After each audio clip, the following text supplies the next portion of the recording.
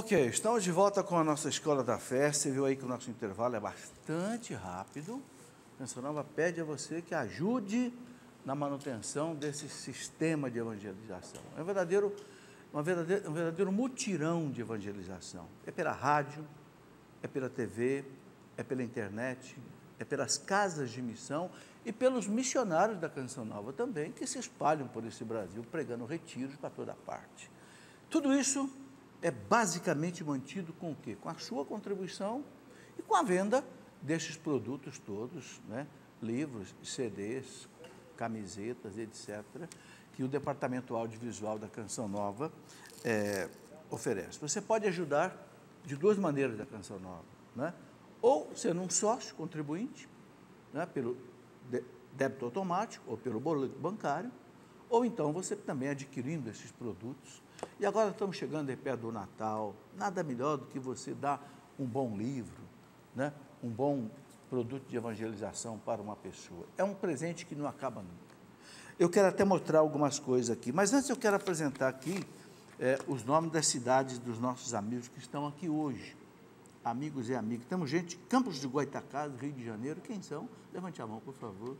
Está ali. Eu quero, inclusive, avisar que no dia 17 de dezembro, eu terei aqui comigo um programa especial com um bispo lá de Campos dos Goytacazes, né? O Dom Fernando Rifan. É a única cidade do Brasil que praticamente tem dois bispos titulares. Às vezes tem um bispo titular e tem os bispos auxiliares. Campos tem o bispo titular, se não me engano, Dom Roberto, e tem o bispo da Prelazia São João Maria Vianney, que é o Dom Rifan. Exatamente, ele virá aqui explicar por que acontece isso, né?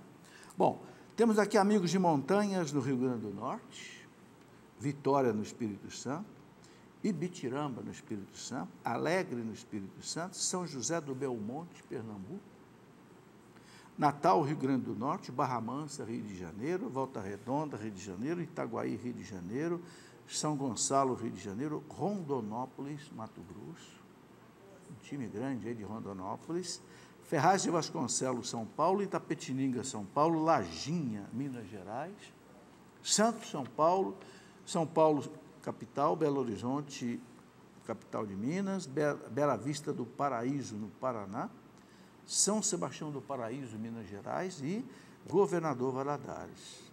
Aliás, aqui a nossa referência, não é?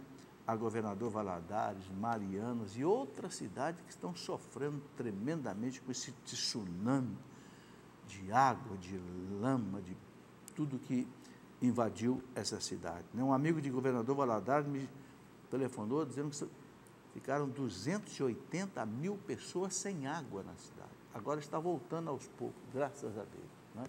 Há campanhas, inclusive, de donativo de águas para essa cidade. Precisamos realmente socorrer esses irmãos. Rapidamente, eu gostaria de mostrar aqui alguns livros que fazem parte desse nosso trabalho, né?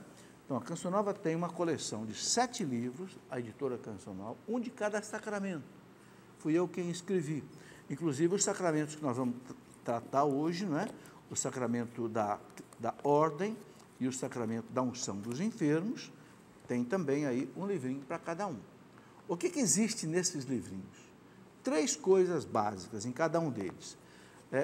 Eu preparei assim para as pastorais, né, dos sacramentos. Então tem o que a igreja ensina sobre cada sacramento, o que está no Código de Direito Canônico, que é a normalização, como é que o sacramento deve ser ministrado, etc. E depois o rito de cada sacramento. É aquilo que é essencial para a gente compreender bem. E é preciso entender que os 7 sacramentos são os canais da salvação. Eu gosto muito de mostrar esse livro aqui também, que é os 7 sacramentos, mas inclusive gosto de mostrar essa figura. Essa figura, você está vendo aqui, um cordeiro imolado numa cruz, e desce do sangue do cordeiro aqui, ó, desce aqui do sangue do cordeiro, né, 7 canais de sangue, que são exatamente os 7 sacramentos. Então, os 7 sacramentos, eles descem da cruz de Cristo, da redenção que Cristo nos conquistou. Por isso que é fundamental, é pelos 7 sacramentos que nós temos a graça da salvação. Quando A igreja leva a você o batismo, é o Cristo que batiza. Quando a igreja leva o perdão, é o Cristo que perdoa. Quando a igreja leva a Eucaristia, é o Cristo na Eucaristia. Sempre é o Cristo que age através do sacramento na pessoa do ministro, in persona Christi. Por isso é importantíssimo. Muito bem, vou mostrar rapidamente aqui mais alguns livros. Descerá sobre vós o Espírito Santo. Eu caminho na renovação carismática há mais de 40 anos. Eu queria muito escrever um livro um dia sobre a renovação carismática. Como ela completou 40 anos, né? Então, pelo menos eu participando dela há 40 anos, eu fiz questão de escrever esse livro, contando a minha experiência na renovação, falando do batismo no Espírito Santo, dos dons, dos frutos. E aqui coloquei também várias catequeses do Papa João Paulo II sobre o Espírito Santo. Uma coisa riquíssima. Esse livro, Descerá sobre vós o Espírito Santo. Bom, Matrimônios Santos, um livro sobre 12 casais que foram beatificados ou canonizados. O Papa João Paulo II falava muito disso. É preciso mostrar os casais santos, para mostrar que a família, o casamento, é um caminho de santificação. Então aqui você está vendo os pais de Santa Teresinha, né, que foram canonizados agora no dia 18 de outubro. Mas tem 12 casais, né? Por exemplo, São Luís IX, rei da França, e a sua esposa. Tem também aqui, deixa eu citar aqui mais alguns para a gente ver, por exemplo, Santa Francisca Romana e Lourenço, seu esposo, São Tomás More e Gianni Codes. São Tomás More foi aquele que o rei Henrique VIII mandou matar na guilhotina, né? Enfim, casais santos que mostram para nós o quê? É possível viver um casamento, viver a santidade no casamento. O que é a doutrina social da igreja? Fundamental isso. A igreja publicou, o Vaticano publicou um compêndio de doutrina social que é muito pesado, a maioria do povo não lê. Então aqui tem um resumo, né, feito por um professor da Faculdade de Filosofia da Canção Nova, o Paulo César, que é doutor em filosofia, preparou esse resumo de doutrina social da igreja, que é o quê? É a proposta da igreja para resolver os problemas do mundo, problemas sociais, políticos, econômicos do mundo. A igreja tem uma proposta, que estão nas encíclicas sociais dos papas. Bem, mais um só para terminar. Tratado da verdadeira devoção à Santíssima Virgem Maria, escrito por São Luís de Montfort. Papa João Paulo II diz que é o melhor livro que ele deu sobre a Virgem Maria. Ele diz, esse livro mudou a minha devoção à Nossa Senhora. João Paulo II dizia, eu tinha medo de que a devoção à Nossa Senhora colocasse Jesus na sombra. Esse livro mostrou que não. Quanto mais eu louvo a Virgem Maria, mais eu louvo a Deus. João Paulo II. Bom, e completando isso, muitos de nós gostamos de rezar o ofício da Imaculada. Eu rezo todos os dias o ofício da Imaculada, né? Ele foi escrito em 1400 e pouco por um monge chamado Bernardino de Bustis. É uma verdadeira louvação a Nossa Senhora tirada da Bíblia. Só que tem muitos termos que a gente não entende bem. Então, eu escrevi esse livrinho para explicar cada termo lá do ofício da Imaculada. Por exemplo, você pega lá o ofício da Imaculada e tem uma série de expressões, por exemplo, assim, tiradas da Bíblia, não é? Por exemplo, ele fala assim, arca do concerto, velo de Gedeão, íris do céu clara, sarça da visão, favo de Sansão, florescente vara. Ele usa esses termos da Bíblia para louvar Nossa Senhora. Mas o que significa isso? Então, você que reza o ofício da Imaculada e que é poderosíssimo, olha, principalmente contra o demônio, é poderosíssimo. Os exorcistas falam isso. É preciso entender também o que a gente está dizendo nessa oração. Então, esse livrinho aqui eu escrevi para explicar isso. A explicação do ofício da Imaculada. Muito bem. Fernandinha, vamos aqui para a nossa matéria, né, sobre a unção dos enfermos, né? Lá no Evangelho de São Marcos, a gente encontra essa citação, expulsavam numerosos demônios, ungiam com óleo a muitos enfermos e os curavam. Isso está no Evangelho de São Marcos, capítulo 6. Então, os apóstolos já faziam unção dos enfermos. ungiam com óleo, né? Ele diz aqui, expulsavam os demônios, ungiam com óleo e as pessoas ficavam curadas. Então, é algo que vem realmente lá do Cristo para os apóstolos e chegou até nós, tá? Pode passar. Volta, aqui. O texto básico da unção dos enfermos é o que está na carta de São Tiago, capítulo 5, versículo 14. São Tiago diz assim: está alguém enfermo? Chame os presbíteros da igreja. É por isso que a unção só pode ser aplicada por padre ou bispo, não pode ser aplicada por diácono, porque ele diz presbíteros da igreja. E eles façam orações sobre o doente, ungindo com óleo em nome do Senhor. Então a igreja entendeu que aí tem um sacramento, em nome do Senhor. Quando se faz em nome do Senhor, uma ação específica da igreja, é o Cristo que age diretamente. É o chamado ex opere operator. Não é como sacramental, ex opere operantis, que depende da fé do ministro e do fiel. O sacramento não. O sacramento é o Cristo que opera diretamente. Pode passar. A oração da fé de São Tiago salvará o enfermo. Veja que a palavra é salvará. Não necessariamente vai curar, mas vai salvar. O que significa isso? Muitas vezes a pessoa recebe a unção. A unção, em princípio, é para curar. Mas se estiver nos planos de Deus, aquela pessoa já está na hora da morte, vai salvar a pessoa. Estão entendendo? Então, a gente não pode pensar só na cura do corpo, tem que pensar também na cura da alma, que, aliás, é mais importante, cara. Não é? Mas, em princípio, é para curar o corpo e curar a alma. Ele fala, salvará o enfermo, e o Senhor o restabelecerá. Então, em princípio, é para dar saúde mesmo. Se ele cometeu pecados, ser-lhe-ão perdoado. Olha que beleza. Então, muitas vezes a pessoa recebe a unção, está em coma, não pode mais confessar, não pode mais comungar. A unção perdoa os pecados. Ou seja, se a pessoa vai morrer, então preparar para a morte. Minha esposa recebeu a unção 2 vezes antes de morrer. Morreu. Nós pedimos que ela ficasse curada, mas não era o plano de Deus. Mas os pecados foram perdoados. Amém. Né? Tem coisa melhor do que na hora da morte você ver seus pecados perdoados? As portas do céu se abrirem para você. Por isso que a gente precisa chamar o padre para o doente. Precisa. Não fique com medo, não, o doente vai ficar apavorado. Vamos trazer um padre para te dar a unção para você ficar curado. Não é para te matar, não. Antigamente se chamava de extrema unção. A gente aboliu essa expressão. Não é extrema unção, não é a última unção. É a unção dos enfermos. Então, a gente tem que realmente ter essa caridade com o moribundo. Leva para ele a unção.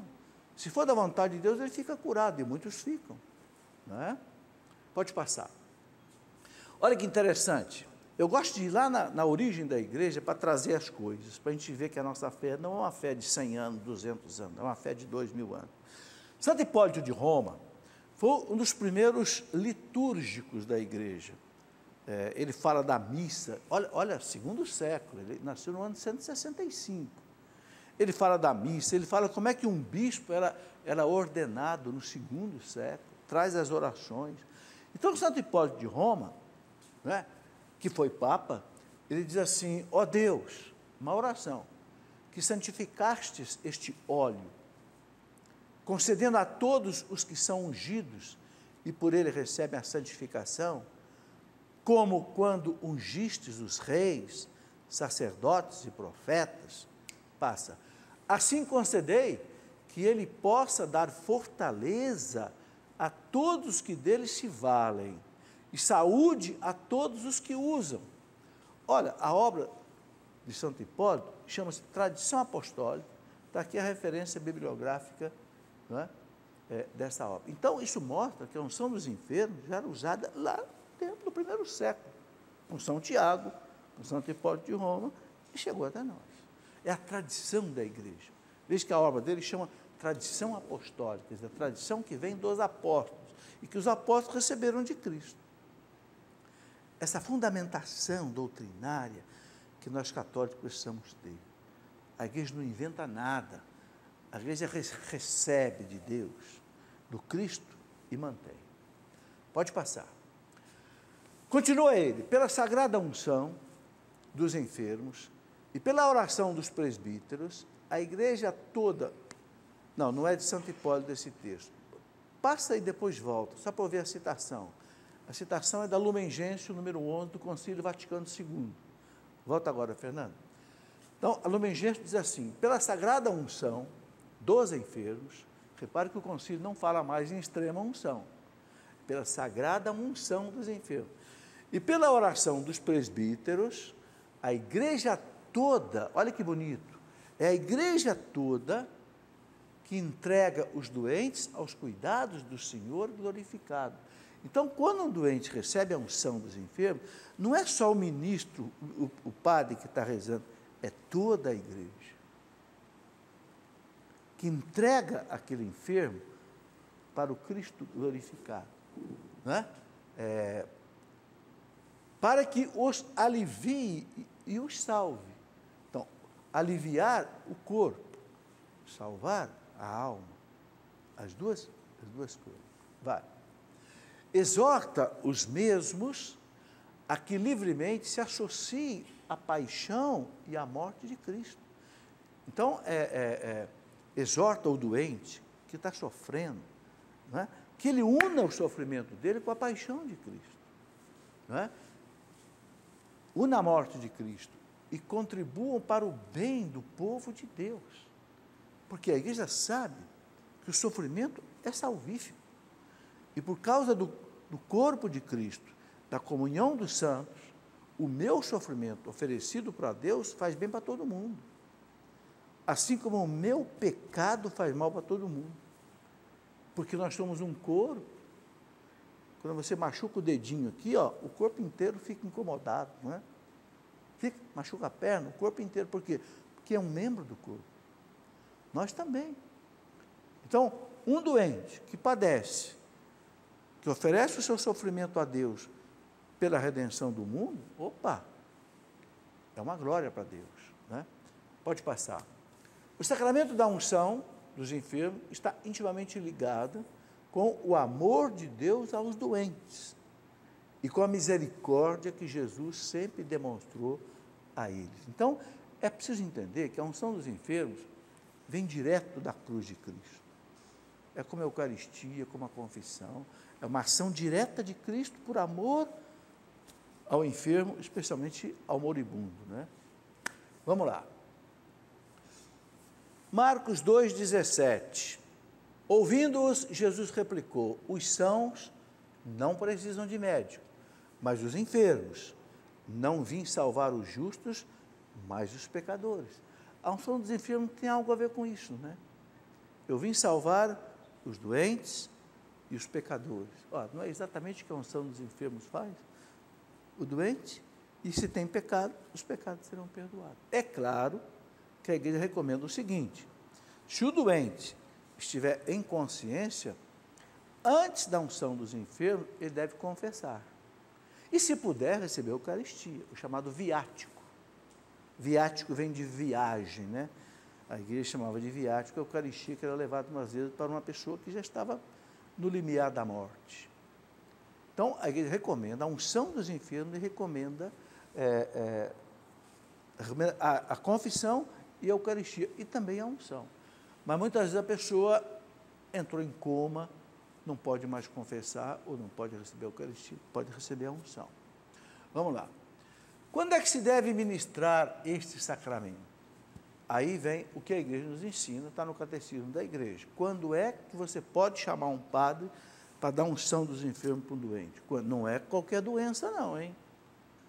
Eu estou com uma dor de barriga brava, chama o padre para dar unção. Não, senhor. Olha o que diz aqui a igreja. O sacramento da unção dos enfermos é conferido às pessoas acometidas de doenças perigosas, ungindo-as na fronte, nas mãos, com óleo devidamente consagrado, óleo de oliveira ou outro óleo extraído de plantas, dizendo uma só vez: por esta santa unção e por sua piíssima misericórdia, o Senhor venha em teu auxílio com a graça do Espírito Santo, para que, liberto de teus pecados, Ele te salve em sua bondade e alivie os teus sofrimentos. Isso está no Código de Direito Canônico, Cânon 847, no inciso 1º. Tá? Pode continuar. O sacramento aqui é do Catecismo da Igreja, parágrafo 1527. O Catecismo diz assim: o sacramento da unção dos enfermos tem a finalidade de conferir uma graça especial ao cristão que está passando pelas dificuldades inerentes ao estado de enfermidade grave ou de velhice. Então, a unção dos enfermos é para uma enfermidade grave ou então uma pessoa que está num estado de velhice que realmente pode levá-la à morte. Continua a explicação. Vai. Continua o parágrafo 1529. Cada vez que um cristão... Não, volta aqui. Este parágrafo é muito importante. 1528 do Catecismo. O tempo oportuno para receber a sagrada unção é certamente aquele em que o fiel começa a encontrar-se em perigo de morte. Este é o ponto-chave da questão. Quando é que eu vou chamar o padre para dar unção dos enfermos? Quando os médicos disseram, ele está correndo risco de morte. Ok? Por exemplo, uma pessoa de idade avançada vai fazer uma cirurgia complicada. Ela pode receber a unção dos enfermos antes. Por quê? Porque é um risco de morte. Uma pessoa de idade avançada, uma cirurgia cardíaca, uma cirurgia outra pesada, pode ela morrer na mesa de cirurgia. Então, ela pode receber a unção antes. Então, vejam bem o que diz o Catecismo. O momento em que o fiel começa a encontrar-se em perigo de morte. Então, não é qualquer doença. Não é qualquer dor de barriga que põe em perigo de morte. Não é. Mas se o médico disser, olha, ele pode morrer. Dentro da lógica da medicina. O médico dizer, daqui para frente, pode acontecer a morte. Então, chama o padre. Entendeu? É o que está no Código de Direito Canônico, e o Catecismo simplesmente transcreve o do Código. Não é? Perigo de morte devido à doença ou à velhice. Pode passar. Cada vez que um cristão cair gravemente enfermo, pode receber a unção, quer dizer, pode repetir. Se ele recebeu a unção, o estado de saúde dele piorou, se quiser pode chamar o padre de novo, pode repetir a unção. Só tem 3 sacramentos que não pode repetir, né? Não pode repetir o batismo, não pode repetir a crisma e não pode repetir a ordem. Os outros podem repetir, tá? Da mesma forma, pode recebê-la novamente se a doença se agravar. Então, se a doença piorou, pode receber de novo. Bom, vamos para um intervalo e depois eu vou responder algumas perguntas que estão aqui e completar esse estudo, tá bem? Voltaremos daqui a pouquinho, espera aí.